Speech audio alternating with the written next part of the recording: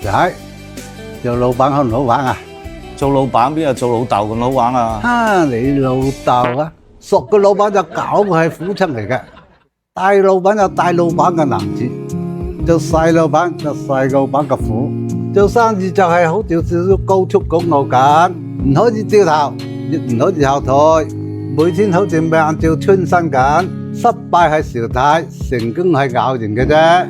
低谷同埋背叛、絕望都係家常便飯嘅啦。真正嘅勇者唔係唔熬餓，而係行正佢繼續奔跑。老闆嘅光芒背後係無數嘅咬牙堅持嘅地硬拉。仔，淡定啲，飲啖茶先，跟住出埋啲糧俾我。你老闆啊！